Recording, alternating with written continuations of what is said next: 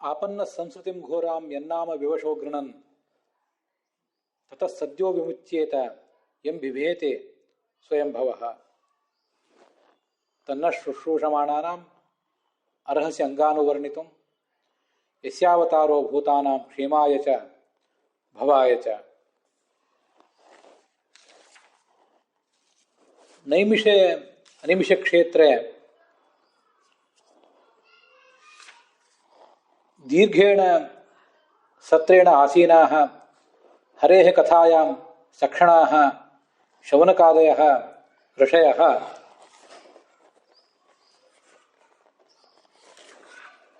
सूतम् एवं पप्रच्छुः, हे सूत, येयं कथा कृष्णस्य अस्माभिः श्रोतुमिष्यते या च भवता वर्णितुमिष्यते तया न केवलम् अस्माकं भवतश्च भद्रमेव भवति। त्रिलोकीपतिः अयं भगवान् वासुदेवः वसुदेवात् देवख्यां यस्य कर्मणः चिकीर्षया जज्ञे इति सर्वे वयं श्रोतुकामाः अत्र घटामहे। हे अंगसूत, तामेतां कथां भवान् वर्णितुमर्हति। नूनम् अस्य भगवतः अवताराः सर्वेषां भूतानां क्षेमाय विभवाय च कल्पन्ते। इमां घोरां अशिवां संसाररूपां नदीम् आपन्नः जीवः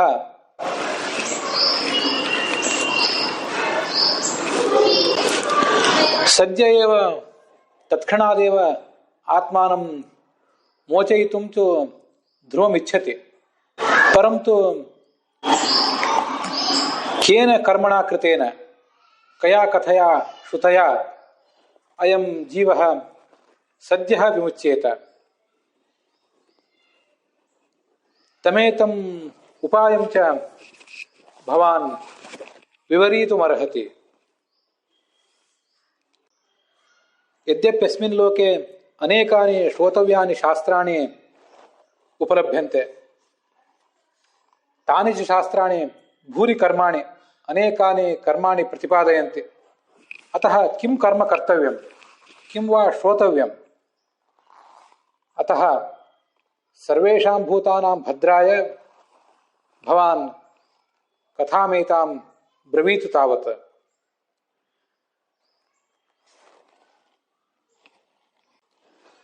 भवांस्तु भवतः पितामहेन व्यासेन उपदिष्टान् सर्वानपि शास्त्रप्रकारान् अधिगच्छति। तानि च अनेकेषु अवसरेषु व्याख्यानरूपेण सात्विकान् भक्तान् उपदिश्य प्रोवाच च। धर्मशास्त्राण्यपि सर्वाणि भवान् नूनं जानाति। भवान् खलु तस्य लोकगुरोः वेदव्यासस्य स्निग्धः शिष्यः। सर्वेपि गुरवः स्निग्धेभ्यः एव शिष्येभ्यः, प्रेमपात्रेभ्यः एव शिष्येभ्यः सर्वाण्यपि गुह्यानि ब्रूयुः, नैव अस्निग्धेभ्यः नैव अयोग्येभ्यश्च। स एव वेदव्यासः यद्भवन्तम् अनुजग्राह तद्भवान् सर्वमपि नूनं जानाति। तानि गुह्यानि अस्यां सभायां भवान् अस्मान् उद्दिश्य शंसतु इति प्रार्थयामहे। ಎಲ್ಲವನ್ನೂ ನೀನು ವೇದವ್ಯಾಸರಿಂದ ಅಧ್ಯಯನ ಮಾಡಿದ್ದೆ, ಅದನ್ನು ನಾವಿವತ್ತು ನಿನ್ನ ಮೂಲಕ ಕೇಳಬೇಕು ಅಂತ ಅಪೇಕ್ಷೆ ಪಡ್ತೀವಿ, ನೀನು ಅದನ್ನು ಹೇಳು ಅಂತ ಈ ಶೌನಕಾದಿ ಋಷಿಗಳು ಸೂತನನ್ನ ಪ್ರಾರ್ಥಿಸಿದರು. ನಾವು ಅದನ್ನು ನೋಡ್ತಾ ಇದ್ದೇವೆ. ಈ ಕಥೆಯನ್ನು ಕೇಳಿದ್ರಿಂದ ನಿನಗೂ ಕಲ್ಯಾಣ ಆಗಬೇಕು, ನಮಗೂ ಕಲ್ಯಾಣ ಆಗಬೇಕು. ಸೂತ ಜಾನಾಸಿ ಭದ್ರಂತೆ, ನಿನಗೂ ಅದರಿಂದ ಭದ್ರ ಇದೆ. ಬ್ರೂಹಿ ಭದ್ರಾಯ ಭೂತಾನಾಂ, ಸಮಸ್ತ ಜಗತ್ತಿಗೂ ಕೂಡ ಜಾತಿ ಭೇದ ವರ್ಗ ಭೇದವಿಲ್ಲದ, ಸ್ತ್ರೀ ಪುರುಷ ಪಂಡಿತ ಪಾಮರ ಅನ್ನುವ ಭೇದವಿಲ್ಲದ ಸಮಸ್ತ ಜಗತ್ತಿಗೂ ಕೂಡ ಇದರಿಂದ ಕಲ್ಯಾಣ ಇದೆ. ಇದೇ ಪರಮ ಕಲ್ಯಾಣ. ಅದರಿಂದ ನೀನು ಅದನ್ನು ಹೇಳು ಅಂತ ಕೇಳಿದರು. ಇದೊಂದು ಘೋರವಾದ ಸಂಸಾರ. ಘೋರವಾದ ಸಂಸಾರದಲ್ಲಿ ನಾವೆಲ್ಲ ಇವತ್ತಿದ್ದೇವೆ. ಬ್ರಹ್ಮಸೂತ್ರ ಭಾಷ್ಯದಲ್ಲಿ ಅದನ್ನು ಹೇಳ್ತಾರೆ. ಇಮಾಂ ಘೋರಾಂ ಅಶಿವಾಂ ನದೀಂ ತೀರ್ಥ ಏನಂ ಸೇತುಮಾಪ್ಯ ತೆನೇವ ಸೇತುನಾ ಮೋದತೆ ಪ್ರಮೋದತೆ ಆನಂದೇ ಭವತೆ ಅಂತ. ಸಂಸಾರ ಅಂತ ಅನ್ನೋದೊಂದು ಘೋರವಾದಂತಹ ನದಿ, ಅಮಂಗಳಕರವಾದ ನದಿ ಕೂಡ ಇದೆ. ಈ ಸಂಸಾರದಲ್ಲಿ ನಾವಿವತ್ತು ಬಿದ್ದಿದ್ದೀವಿ. ಈ ಸಂಸಾರವೆಂಬ ನದಿಯನ್ನು ದಾಟಬೇಕಾಗಿದೆ. ದಾಟಬೇಕು ಅಂತ ಒಂದು ಹಂಬಲವೇನೋ ನಮಗಿದೆ. ಅದು ಹೇಗೆ ದಾಟಬೇಕು ಅನ್ನುವುದು ನಮಗೆ ಗೊತ್ತಾಗ್ತಿಲ್ಲ. ಅಂಥ ಸಂದರ್ಭದಲ್ಲಿ ಭಗವಂತನೇ ಅದಕ್ಕೆ ಸೇತು ಅಂತ ಆ ಒಂದು ವೇದವಾಕ್ಯ ಹೇಳ್ತದೆ. ಬ್ರಹ್ಮಸೂತ್ರ ಭಾಷ್ಯದಲ್ಲಿ ಉದ್ಧೃತವಾದ ವೇದವಾಕ್ಯ. ಇಲ್ಲಿಯೂ ಕೂಡ ಘೋರವಾದ ಸಂಸಾರದಲ್ಲಿ ಬಂದು ಬಿದ್ದಿದ್ದಾನಲ್ಲ, ಮತ್ತೆ ಹೀಗೆ ಬಿದ್ದವನು ಅದರಿಂದ ಬಿಡುಗಡೆ ಹೊಂದಲಿಕ್ಕೆ ಬಯಸ್ತಾ ಇದ್ದಾನಲ್ಲ, ಅವನು ವಿವಶನಾಗಿ ಪರವಶನಾಗಿ ಆ ನಾಮ ಉಚ್ಚಾರ ಮಾಡಿದರೂ ಸಾಕು. ಸದ್ಯ ಅವನ ಸಾಧನೆ ಪೂರ್ಣ ಪಕ್ವವಾಗಿದ್ದರೆ ಕೂಡಲೇ ಮುಕ್ತಿ ಹೊಂದಿಬಿಡ್ತಾನೆ ಅದೇ ಕ್ಷಣದಲ್ಲೇ. ಇಲ್ಲದೆ ಹೋದರೆ ಸದ್ಯ, ಅದಕ್ಕೂ ಕೂಡಲೇ ಅಂತಾನೆ ಅರ್ಥ. ಹಿಂದೆ 2ನೇ ಶ್ಲೋಕದಲ್ಲಿ ಸದ್ಯೋ ಹೃದಯವರುದ್ಧತೆ ಕೃತಿಭಿ ಶುಶ್ರೂಷುಭಿ ತತ್ಕ್ಷಣಾತ್ ಅಂತ ವಾಕ್ಯ ನೋಡಿದ್ದೇವೆ. ಆಚಾರ್ಯ ಹೇಳಿದ ಅರ್ಥ ಅಲ್ಲಿದೆ. ತತ್ಕ್ಷಣ ಅಂದ್ರೆ ಈಗಲೇ ಅಂತ ಅರ್ಥ, ಸದ್ಯ ಅಂದ್ರೆ ಶೀಘ್ರದಲ್ಲೇ ಅಂತ ಅರ್ಥ. ಇಲ್ಲಿ ಶೀಘ್ರದಲ್ಲೇ ಅನ್ನೋ ಶಬ್ದ ಪ್ರಯೋಗ ಮಾಡಿದ್ದಾರೆ. ಅಲ್ಲಿ ಹಿಂದೆ ಏನು ಅರ್ಥ ನೋಡಿದ್ವಿ, ಯಾರ ಸಾಧನೆ ಪಕ್ವವಾಗಿದೆ ಅವರ ಹೃದಯದಲ್ಲಿ ಭಾಗವತ ಕೇಳಿದ ಕೂಡಲೇ ಬಂದು ಕೂಡ್ತಾನೆ ಅದೇ ಕ್ಷಣದಲ್ಲೇ. ಯಾರ ಸಾಧನೆ ಇನ್ನೂ ಪೂರ್ಣ ಪಕ್ವವಾಗಿಲ್ಲ ಅವರಿಗೆ ಅವರ ಸಾಧನೆ ಪಕ್ವ ಆದಮೇಲೆ ಬಂದು ಕೂತ್ಕೋತಾನೆ ಹೃದಯದಲ್ಲಿ. ಅಂತೂ ತತ್ಕ್ಷಣಾತ್ ಅಂದ್ರೆ ಆವಾಗಲೇ, ಅದು ಪೂರ್ಣಾಧಿಕಾರಿಗಳಿಗೆ. ಅಸಂಪೂರ್ಣ ಅಧಿಕಾರಿಗಳಿಗೆ ಅವರ ಸಾಧನೆ ಪಕ್ವ ಆದ್ಮೇಲೆ ಶೀಘ್ರದಲ್ಲಿ ಅಂತ. ಶೀಘ್ರ ಅಂದ್ರೆ ಇವತ್ತು ಆಗ್ಬಹುದು, ನಾಳೆ ಆಗ್ಬಹುದು, ಇನ್ನು 100 ವರ್ಷ ಬಿಟ್ಟು ಶೀಘ್ರ ಆಗ್ಬಹುದು. ಬಹುನಾಮ್ ಜನ್ಮನಾಮಂತೆ, ಬಹುಜನ್ಮಗಳು ಆದರೂ ಕೂಡ ಅದು ಶೀಘ್ರವೇ. ಅಂತೂ ಒಂದು ದಿವಸ ಆಗ್ತದಲ್ಲ, ಆಗದೆ ಇರುವುದಿಲ್ಲಲ್ಲ. ಅದರಿಂದ ಅದು ಕೂಡ ಶೀಘ್ರವೇ ಆ ದೃಷ್ಟಿಯಿಂದ. ತತಃ ಸದ್ಯೋ ವಿಮುಚ್ಯೇತ, ಕೂಡಲೇ ಸಂಸಾರದಿಂದ ಮುಕ್ತನಾಗ್ತಾನೆ. ಕೂಡಲೇ ಅಂದ್ರೆ ಅವರವ್ರ ಯೋಗ್ಯತೆಗೆ ಅನುಗುಣವಾಗಿ ಸಾಧನೆ ಪಕ್ವಾಗಿದ್ದರೆ ತಕ್ಷಣಾತ್ ಮುಕ್ತರಾಗ್ತಾರೆ, ಇಲ್ಲದೆ ಹೋದ್ರೆ ಕಾಲಕ್ರಮೇಣ ಮುಕ್ತರಾಗ್ತಾರೆ. ಬಹುನಾಂ ಜನ್ಮನಾಮಂತೆ ಜ್ಞಾನವಾನ್ ಮಾಂ ಪ್ರಪದ್ಯತೆ. ಅನೇಕ ಜನ್ಮಗಳು ಕಳೆದ ಬಳಿಕ, ಸೃಷ್ಟಿಗೆ ಬಂದ ಮೇಲೆ ಅನೇಕ ಜನ್ಮಗಳು ಕಳೆದ ಬಳಿಕ ನಮಗೆ ಜ್ಞಾನ ಬರ್ತಾ ಇದೆ. ಈಗ ಒಂದು ಸ್ವಲ್ಪ ಈ ಜ್ಞಾನ ಬಂದು ಅದು ಪಕ್ವ ಆದ್ಮೇಲೆ ಮತ್ತೆಷ್ಟೋ ಕಾಲ ಕಳೆದ ಮೇಲೆ ಮಾಂ ಪ್ರಪದ್ಯತೆ, ನನ್ನನ್ನು ಬಂದು ತಲುಪ್ತಾನೆ ಜೀವ ಅಂತ ಕೃಷ್ಣ ಭಗವದ್ಗೀತಾದಲ್ಲಿ ಹೇಳಿದ್ದಾನೆ. ಆದ್ರಿಂದ ಸದ್ಯೋ ವಿಮುಚ್ಯೇತ ಅಂದ್ರೆ ಇದೇ ಕ್ಷಣದಲ್ಲಿ ಆಗದೇ ಇರಬಹುದು ಎಲ್ಲರಿಗೂ, ಅಂತೂ ಆಗ್ತದೆ. ಶೀಘ್ರ ಅನ್ನೋದು ಒಬ್ಬೊಬ್ಬರಿಗೆ ಒಂದೊಂದು. ಎಂಬಿಭೇತಿ ಸ್ವಯಂ ಭವ. ಸ್ವಯಂ ಭಗವಂತನನ್ನ ಕಂಡ್ರೆ ಆ ಯಮನೇ ಭಯ ಪಡ್ತಾನೆ, ಅಥವಾ ಈ ಅಹಂಕಾರದ ಅಭಿಮಾನಿಯಾದಂಥ ರುದ್ರನು ಕೂಡ ಭಯ ಪಡ್ತಾನೆ. ಅಂಥ ಕಥೆಯನ್ನು ಹೇಳು ಅಂತ ಅವ್ರು ಕೇಳಿದರು. ಅಲ್ಲಿ ವಿವಶಃ ಗೃಣನ್ ಅಂತಿದೆ. ವಿವಶನಾಗಿ ಸ್ಮರಿಸುವುದು ಅಂದ್ರೆ ಏನರ್ಥ? ಅದಕ್ಕೆ ಬೇರೆ ಬೇರೆ ಥರ ವ್ಯಾಖ್ಯಾನ ಮಾಡ್ತಾರೆ. ವಿವಶ ಅನ್ನೋ ಶಬ್ದಕ್ಕೆ ಆಚಾರ್ಯ ಸಮ್ಮತ ಆಗಿರುವಂತೆಯೇ 2 ವ್ಯಾಖ್ಯಾನಗಳಿವೆ. ಅದನ್ನ ಆಮೇಲೆ ನಾವು ನೋಡೋಣ. ಕೆಲವರು ವ್ಯಾಖ್ಯಾನ ಮಾಡುವಂತೆ ಈ ಅಜಾಮಿಳನಿಗೆ ಬೇಗ ಮುಕ್ತಿ ಆಯ್ತಲ್ಲ, ಅದರಂತೆ ನಮಗೂ ಮುಕ್ತಿ ಆಗಿಬಿಡ್ತದೆ ಅಂತ. ಒಂದು ವೇಳೆ ನೀವು ಶತ್ರುಗಳಾಗಿದ್ರು, ಭಗವಂತನನ್ನು ದ್ವೇಷಿಸುವಂತಹ ಶತ್ರುಗಳಾಗಿದ್ರೂ ಕೂಡ ಪರವಶರಾಗಿ ನಾಮೋಚ್ಚಾರ ಮಾಡಿದರೆ ದೀರ್ಘವಾದ ಸಾಧನೆ ಅನುಷ್ಠಾನ ಇಲ್ಲದೇನೆ ತತ್ಕ್ಷಣವೇ ಮುಕ್ತಿ ಆಗ್ತದೆ. ಇದು ಅಜಾಮಿಳ ಉಪಾಖ್ಯಾನದಲ್ಲಿ ಕಂಡಿದೆ ಅಂತ ವೀರರಾಘವರ ವ್ಯಾಖ್ಯಾನ ಇದೆ. ಶತ್ರುರಪಿ, ಅವನು ಶತ್ರುವೇ ಇರಬಹುದು, ಆದರೆ ವಿವಶನಾಗಿ ಪರವಶನಾಗಿ ಭಗವಂತ ನಾಮ ತಗೊಂಡ್ರೆ, ಗೃಣನ್ ಉಚ್ಚೈಹಿ, ಉಚ್ಚ ಕಂಠದಿಂದ ನಾಮ ತಗೊಂಡ್ರೆ, ಅದು ದೇಹಾವಸಾನೆ, ದೇಹ ಹೋಗುವಾಗ ಆ ಸಂದರ್ಭದಲ್ಲಿ ಭಗವಂತನ ನಾಮಸ್ಮರಣೆ ಮಾಡಿದರೆ, ದೇಹಾವಸಾನ ಕಾಲಿಕ ಭಗವನ್ ನಾಮೋಚ್ಚಾರಣಸ್ಯ ಅವ್ಯವಧಾನೇನ ಮುಕ್ತಿ ಸಾಧನತ್ವಂ ಎಂ ವಾಪಿ ಸ್ಮರನ್ ಭಾವಂ ತಿರತ್ಯಂತೆ ಕಲೇವರಂ ಅಂತ ಭಗವದ್ಗೀತಾದಲ್ಲಿ ಬಂದಿದೆಯಲ್ಲ. ಅದರಿಂದ ದೇಹದ ಅವಸಾನ ಕಾಲದಲ್ಲಿ ಭಗವಂತ ನಾಮಸ್ಮರಣೆ ಮಾಡಿಬಿಟ್ರೆ ಕೂಡಲೇ ಮುಕ್ತಿ ಆಗ್ತದೆ ಅಂತ ಅಲ್ಲಿ ಬಂದಿದೆ. ಅದರಂತೆ ಇಲ್ಲಿಯೂ ಕೂಡ ಭಗವಂತ ನಾಮಸ್ಮರಣೆ ಶತ್ರುವಾದವನು ಮಾಡಿದ್ರೂ ಅದು ಅವನಿಗೆ ಮುಕ್ತಿದಾಯಕ ಆಗ್ತದೆ. ಹೀಗೆ ವೀರರಾಘವರ ವ್ಯಾಖ್ಯಾನ ಇದೆ. ಅದಕ್ಕೆ ಅಜಾಮಿಳನ ಕಥೆಯ ದೃಷ್ಟಾಂತವೂ ಕೂಡ ಇದೆ. ಮರಣಕಾಲದಲ್ಲೇ ಭಗವಂತ ನಾಮಸ್ಮರಣೆ ಮಾಡಿದರೆ ಕೂಡಲೇ ಮುಕ್ತಿ ಸಾಧನ ಆಗ್ತದೆ.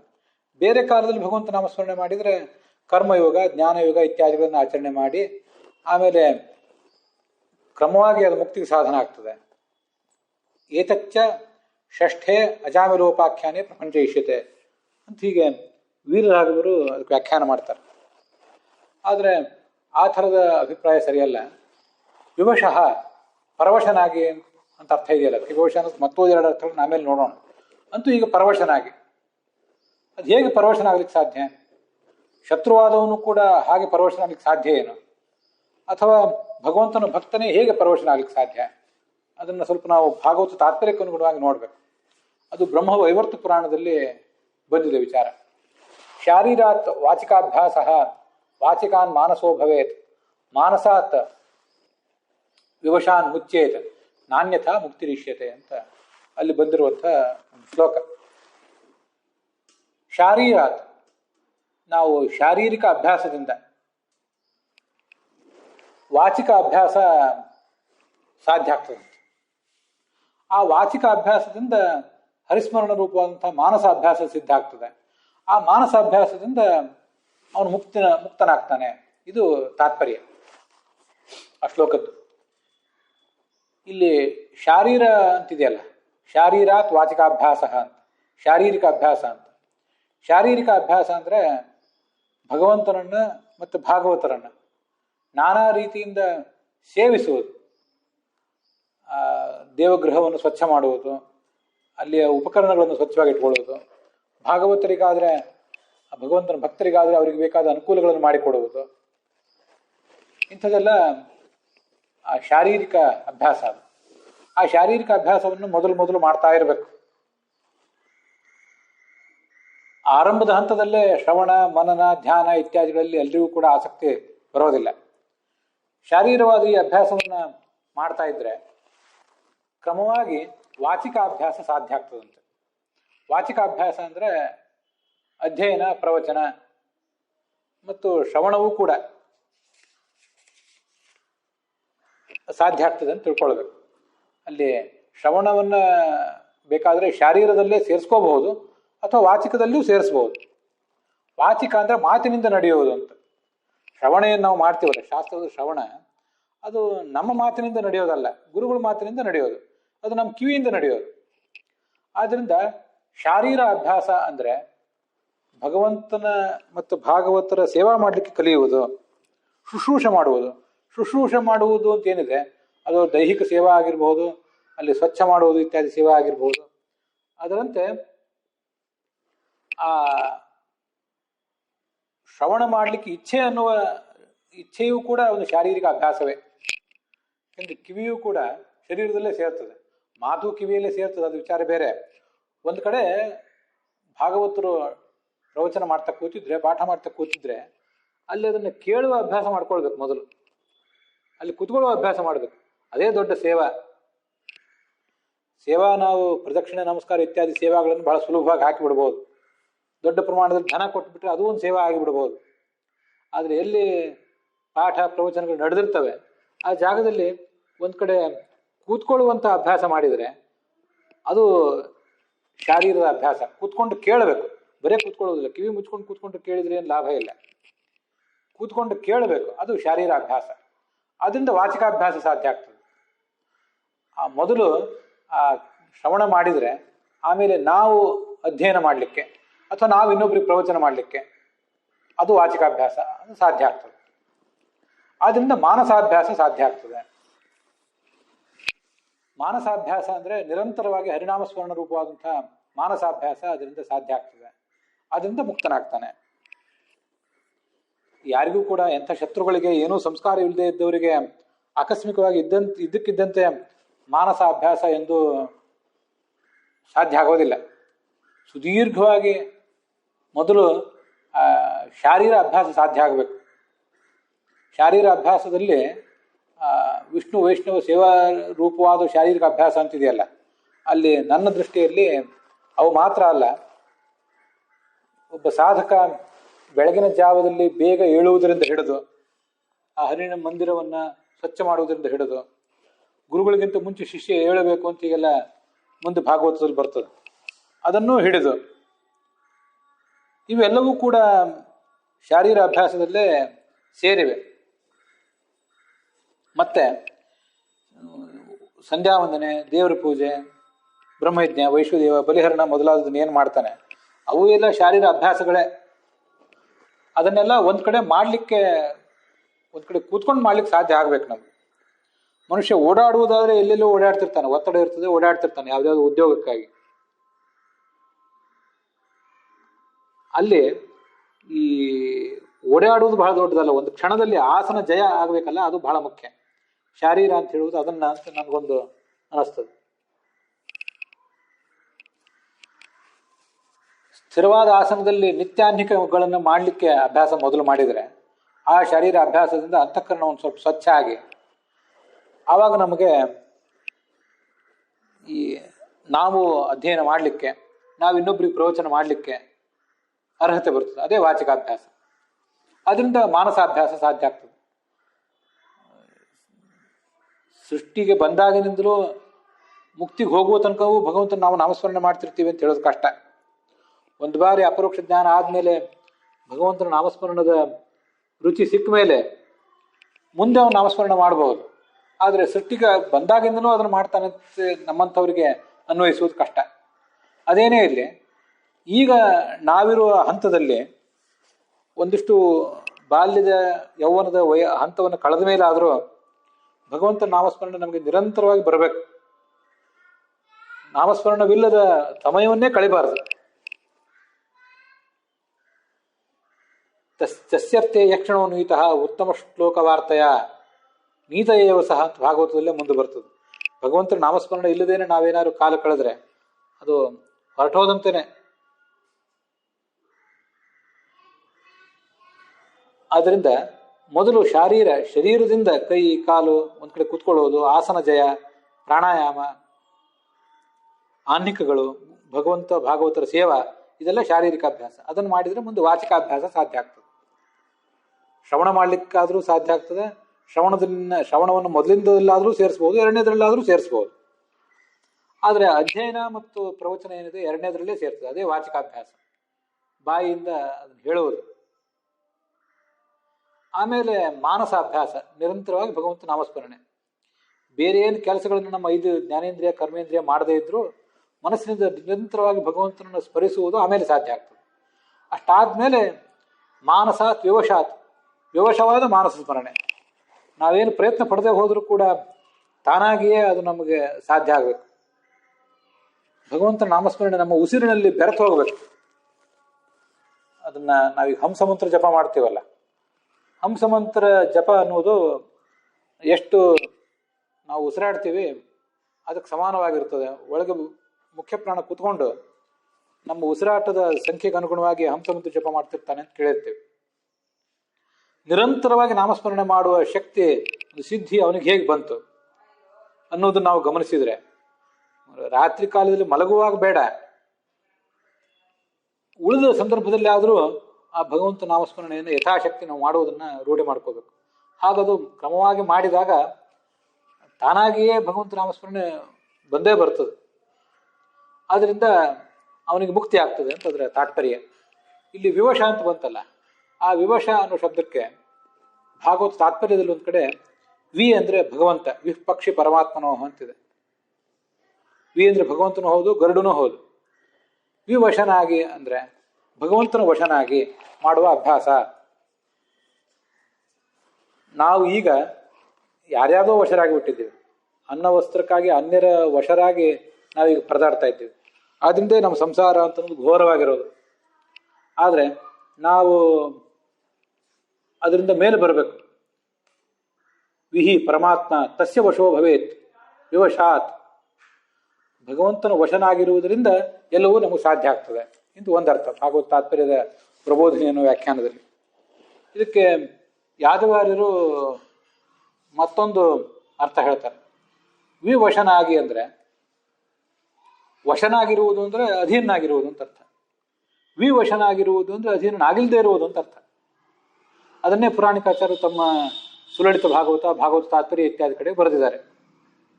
ವಿವಶಃ ಶರೀರಾದಿ ಬಾಹ್ಯ ವಿಷಯ ನಭವತಿ. ವಿ ಅಂತ ಉಪಸರ್ಗ ಇದೆಯಲ್ಲ, ಅದಕ್ಕೆ ವಿಶಿಷ್ಟವಾಗಿ ವಿವಶ ಅಂದರೆ ವಿಶಿಷ್ಟವಾಗಿ ಪೂರ್ಣನಾಗಿ ವಶ ಆಗುವುದು ಅಂತಲೂ ಅರ್ಥ ಆಗಿಬಿಡ್ತದೆ ಕೆಲವೊಮ್ಮೆ. ಇನ್ನು ವಿವಶ ಅಂದರೆ ವಶನ ಆಗದೇನೆ ಇರುವುದು ಅಂತಲೂ ಅರ್ಥ ಆಗ್ತದೆ. ಹೀಗೆ ವಿ ಅನ್ನೋದಕ್ಕೆ ವಿರುದ್ಧ ಅಂತಲೂ ಅರ್ಥ ಇರೋದು ನಮ್ಗೆ ಗೊತ್ತಿದೆ, ವಿಪರೀತ ಅಂತ ಅರ್ಥ ಇರೋದು ಗೊತ್ತಿದೆ. ಆದ್ದರಿಂದ ವಿವಶನಾಗಿ ಅಂದರೆ ವಶನೇ ಆಗದೆ ಭಗವಂತನ ಅನುಗ್ರಹದಿಂದ ಈ ನಮ್ಮ ಮನೆ, ಮಠ, ನಮ್ಮ ಶರೀರ, ನಮ್ಮ ಸುತ್ತಲಿನ ಜಡ ಚೇತನ ಇದಕ್ಕೆ ಯಾವುದೂ ವಶನಾಗದೆ ಅವನು ವೈರಾಗ್ಯವನ್ನು ಪಡಿತಾನೆ. ಮುಂದೆ ಮುಕ್ತಿ ಹೋಲಿಕ್ಕೆ ಅವನಿಗೆ ಸಾಧ್ಯ ಆಗ್ತದೆ ಅಂತ ಅದರ ಅರ್ಥ. ಈ ಭಾಗವತ ತಾತ್ಪರ್ಯದಲ್ಲೂ ಕೂಡ ಶಾರೀರಾದ್ ವಾಚಿಕಾಭ್ಯಾಸ ವಾಚಿಕಾನ್ ಮಾನಸೋ ಭವೇತ್ ಶ್ಲೋಕದ ಅನುವಾದ ಮಾಡಿದಾರಲ್ಲ ಪುರಾಣಿಕಾಚಾರ್ಯರು. ಅಲ್ಲಿ ಕೊನೆಗೆ ಆದ್ದರಿಂದ ವಿಷಯಾಸಕ್ತಿ ರಹಿತನಾಗಿ ಮುಕ್ತನಾಗ್ತಾನೆ ಅಂತಿದೆಯಲ್ಲ, ಅಲ್ಲಿ ವಿಷಯಾಸಕ್ತಿ ರಹಿತನಾಗಿ ಅಂತ ಭಾಗವತ ತಾತ್ಪರ್ಯದಲ್ಲಿ ಆಚಾರ್ಯ ವಾಕ್ಯದಲ್ಲೂ ಇಲ್ಲ, ಬ್ರಹ್ಮ ಪುರಾಣದ ಶ್ಲೋಕದಲ್ಲೂ ಇಲ್ಲ. ಅದು ಯಾದವಾರ್ಯರ ವ್ಯಾಖ್ಯಾನದಲ್ಲಿ ಬಂದಿರುವಂತಹ ಶ್ಲೋಕ, ಬಂದಿರುವಂಥ ವಿಷಯ. ಅಂದರೆ ಆಚಾರ್ಯ ಹೇಳಲಿಲ್ಲ ಅಂದ ಮಾತ್ರಕ್ಕೆ ಅದನ್ನು ತಪ್ಪನ್ನ ಹೇಳ್ತಿಲ್ಲ. ಆಚಾರ್ಯ ಹೇಳಲಿಲ್ಲ ಯಾಕೆಂದ್ರೆ ಅವ್ರು ಹೇಳದೇ ಇದ್ದಾಗ ನಮಗೆ ಅನೇಕ ಅರ್ಥಗಳನ್ನು ಊಹೆ ಮಾಡ್ಲಿಕ್ಕೆ ಸಾಧ್ಯ ಆಗ್ತದೆ. ವಿವಶ ಅನ್ನೋದನ್ನ ನೀವು ತಿಳ್ಕೊಳ್ಳಿ. ಹಿಂದಿನ ಯಾವ ಸಂಸ್ಕಾರವೂ ಇಲ್ಲದೆ, ಹಿಂದಿನ ಯಾವ ಪ್ರಯತ್ನವೂ ಇಲ್ಲದೆ ಇದ್ದವನಿಗೆ ಈ ಥರದ ಪರವಶತೆಯಿಂದ ಭಗವಂತ ನಾಮಸ್ಮರಣೆ ಮಾಡುವುದು ಸಾಧ್ಯನೇ ಆಗೋದಿಲ್ಲ. ಶತ್ರುವಾದವನಿಗೆ, ಭಗವಂತನ ಬಗ್ಗೆ ಒಂದಿನಿತೂ ಪ್ರೀತಿ ತೋರಿಸದೇ ಇದ್ದವನು, ಭಕ್ತಿ ತೋರಿಸದೇ ಇದ್ದಂಥವನಿಗೆ, ಅಥವಾ ಶತ್ರು ಅಲ್ಲದೆ ಹೋದ್ರೂ ಕೂಡ ಸಾತ್ವಿಕನೇ ಆಗಿದ್ರು ಈ ಹಿಂದೆ ಈ ಜನ್ಮದಲ್ಲಿ ಆಗಲಿ ಅಥವಾ ಹಿಂದಿನ ಜನ್ಮದಲ್ಲಿ ಆಗಲಿ, ಅಥವಾ ಹಿಂದಿನ ಜನ್ಮದಲ್ಲಿ ಬೇಕಾದಷ್ಟು ಭಗವಂತ ನಾಮಸ್ಮರಣೆ ಮಾಡಿದ್ರು, ಈ ಜನ್ಮದಲ್ಲಿ ಅದರ ಸಂಸ್ಕಾರ, ಅದರ ಪರಿಸರ ಯಾವುದೋ ನಮಗೆ ಸಹಾಯ ಕೊಡದೇ ಇದ್ದಾಗ ಅವನಿಗೆ ಆ ನಾಮಸ್ಮರಣೆ ಬರೋದೇ ಇಲ್ಲ. ಇವತ್ತಿನ ನಮ್ಮ ಪರಿಸರ, ಇವತ್ತು ನಮ್ಮ ಮೈಯಲ್ಲಿ ಹರಿತಾ ಇರುವಂಥ ರಕ್ತ ಅವು ನಮ್ಮನ್ನು ಹೆಚ್ಚು ನಿಯಂತ್ರಿಸಿ ಬಿಡ್ತವೆ. ನಮ್ದೆಲ್ಲ ಆಗೋದು ಹೀಗೆ. ಅದು ಹಾಗಾಗದೇ ಇರಲಿ. ನಮ್ಮ ಶಾರೀರ ಅಭ್ಯಾಸ ಏನು ಮಾಡಿದ್ದೀವಿ ಈ ಜನ್ಮದಲ್ಲಿ, ವಾಚಿಕಾಭ್ಯಾಸ ಏನು ಮಾಡಿದ್ದೀವಿ ಈ ಜನ್ಮದಲ್ಲಿ, ಅದರಿಂದ ಮಾನಸಿಕ ಅಭ್ಯಾಸ ನಮ್ಮಲ್ಲಿ ಕೈಗೂಡಬೇಕು. ಬರೀ ಈ ಜನ್ಮದಲ್ಲಿ ಅಲ್ಲ, ಹಿಂದಿನ ಅನೇಕ ಜನ್ಮಗಳಲ್ಲಿ ಶಾರೀರಾಭ್ಯಾಸ ವಾಚಿಕಾಭ್ಯಾಸ ಮಾಡಿದ್ರೆ, ಶಾರೀರಾಭ್ಯಾಸ ವಾಚಿಕಾಭ್ಯಾಸ ಮಾನಸಾಭ್ಯಾಸ ಇದನ್ನೆಲ್ಲ ಮಾಡಿದ್ರೆ, ಅದು ಮುಂದಿನ ಯಾವ ಜನ್ಮದಲ್ಲಿ ಆದರೂ ಆಕಸ್ಮಿಕವಾಗಿ ಯಾವುದೇ ಪರಿಸರದಲ್ಲಿ ಪ್ರತಿಕೂಲ ಪರಿಸ್ಥಿತಿಯಲ್ಲಿ ನಾವಿದ್ರೂ ಕೂಡ ಭಗವಂತನ ಕುರಿತಾದ ಶಾರೀರ ಅಭ್ಯಾಸವನ್ನು ಮತ್ತಷ್ಟು ಮಾಡ್ಲಿಕ್ಕೆ ನಮ್ಮನ್ನು ತೊಡಗಿಸ್ತದೆ. ಪ್ರವಚನ ಶ್ರವಣ, ಪ್ರವಚನ ಅಧ್ಯಯನ ಇತ್ಯಾದಿಗಳಲ್ಲಿ ನಮ್ಮನ್ನು ತೊಡಗಿಸ್ತದೆ. ಭಗವಂತ ನಾಮಸ್ಮರಣೆಯಲ್ಲೇ ತೊಡಗಿಸ್ತದೆ. ಪ್ರಹ್ಲಾದನನ್ನ ಹಾಗೆ ತೊಡಗಿಸಿತ್ತು. ಅವನ ರಕ್ತ, ಅವನ ಪರಿಸರ ಅದಕ್ಕೆ ಅನುಕೂಲವಾಗಿರಲಿಲ್ಲ. ಆದರೂ ಶಾರೀರ ಅಭ್ಯಾಸ ಮಾಡ್ತಿದ್ದ, ವಾಚಿಕಾಭ್ಯಾಸ ಮಾಡ್ತಿದ್ದ, ಮಾನಸಿಕ ಅಭ್ಯಾಸವನ್ನು ಮಾಡೇ ಮಾಡ್ತಿದ್ದ. ಆದ್ದರಿಂದ ವಿವಶಃ ಬಹುಅಭ್ಯಾಸ, ಬಹು ರೀತಿಯ ಅಭ್ಯಾಸ. ಭಗವದ್ಗೀತಾದಲ್ಲಿ ಹೇಳಿದಂತೆ ಅಭ್ಯಾಸೇನ ಚ ಕೌಂತೆಯ ಪ್ರಯತ್ನೇನ ಚ ಗೃಹ್ಯತೆ. ಬಹು ಜನ್ಮಗಳಲ್ಲಿ ಅಭ್ಯಾಸ, ಬಹು ರೀತಿಯಿಂದ ಅಭ್ಯಾಸ. ಇಷ್ಟೆಲ್ಲ ಮಾಡಿದ್ರೆ, ಬಹು ಅಭ್ಯಾಸ ಅನ್ನೋದಕ್ಕೆ ಆ ಅರ್ಥ ನನ್ನ ಅಭಿಪ್ರಾಯ. ಅಷ್ಟೆಲ್ಲ ಮಾಡಿದ್ರೆ, ಆ ಹಿನ್ನೆಲೆ ಇದ್ರೆ ಈ ಜನ್ಮದಲ್ಲಿ ಅದು ನಮ್ಮ ಕೈ ಹಿಡಿತದೆ. ಬಹು ಅಭ್ಯಾಸ ಇಲ್ಲದೆ ಹೋದ್ರೆ, ಇನ್ನೂ ಅಭ್ಯಾಸ ಸಾಲದು ಅಂತಿದ್ರೆ ಆವಾಗ ನಮ್ಗೆ ಸಾಧ್ಯ ಆಗೋದಿಲ್ಲ ಅಂತ ಅದ್ರ ತಾತ್ಪರ್ಯ. ಅದಕ್ಕೊಂದು ಉದಾಹರಣೆ ಕೊಡ್ಬೋದು. ಕೆಲವು ಶ್ಲೋಕಗಳನ್ನು ನಾವು ಬಾಯ್ಪಾಠ ಕಲ್ತು ಬಿಟ್ಟಿರ್ತೀವಿ ತುಂಬ ಸಣ್ಣ ವಯಸ್ಸಿನಿಂದ. ಅದನ್ನು ನಾವು ಏನಾದ್ರು ಹೇಳುವಂತ ಕೂಡಲೇ ಅನಾಯಾಸವಾಗಿ ಅದನ್ನು ಹೇಳಿ ಮುಗಿಸ್ತೇವೆ. ಕೆಲವು ಶ್ಲೋಕಗಳನ್ನು ಇತ್ತೀಚೆಗೆ ಬಾಯಿಪಾಠ ಕಲ್ತಿದ್ರೆ ಅದನ್ನು ಸ್ವಲ್ಪ ನೆನಪು ಮಾಡ್ಕೋಬೇಕಾಗ್ತದೆ. ಪ್ರಥಮ ಚರಣ ಏನು, ದ್ವಿತೀಯ ಚರಣ ಏನು, ತೃತೀಯ ಚರಣ ಏನು ಅಂತ ಕ್ರಮವಾಗಿ ನೆನಪು ಮಾಡ್ಕೋಬೇಕಾಗ್ತದೆ. ಎಷ್ಟು ನಮಗೆ ಅಭ್ಯಾಸ ಹಿಂದೆ ಆಗಿರ್ತದೆ, ಎಷ್ಟು ಸಂಸ್ಕಾರ ನಮ್ಮಲ್ಲಿ ಕೂತಿರ್ತದೆ, ಅಷ್ಟು ಸುಲಭವಾಗಿ ಆ ನಾಮಸ್ಮರಣೆ ಸಾಧ್ಯ ಆಗ್ತದೆ ಅಂತ ಅದರ ತಾತ್ಪರ್ಯ. ಹೀಗೆ ಶಾರೀರಾಭ್ಯಾಸ, ವಾಚಿಕಾಭ್ಯಾಸ ಮತ್ತು ಮಾನಸಿಕಾಭ್ಯಾಸಗಳಿಗೆ ನಮ್ಮನ್ನು ನಾವು ಒಗ್ಗಿಸ್ಕೋಬೇಕು. ಅದರಿಂದ ಅಂಥ ವಿವಶವಾದ ಮಾನಸಿಕ ಅಭ್ಯಾಸದಿಂದ ಕ್ರಮವಾಗಿ ಮುಕ್ತಿ ಆಗ್ತದೆ ಅಂತ ಅದರ ತಾತ್ಪರ್ಯ. ಅಲ್ಲಿಗೆ ಇವತ್ತಿನ ಈ 1ನೇ ಸ್ಕಂದದ 1ನೇ ಅಧ್ಯಾಯದ 14ನೇ ಶ್ಲೋಕ ಇದು ಸಮಾಪ್ತ ಆಗ್ತದೆ. ಶತ್ರುವಾದವನಿಗೆ, ಅಭ್ಯಾಸ ಇಲ್ಲದೇ ಇದ್ದವನಿಗೆ ಭಗವಂತನ ನಾಮಸ್ಮರಣೆ ಸುಲಭವಾಗಿ ಸಾಧ್ಯ ಆಗೋದಿಲ್ಲ ಅಂತ ಅನ್ನೋದನ್ನು ಈ ಶ್ಲೋಕದಲ್ಲಿ ನಾವು ನೋಡಿದ್ದೀವಿ.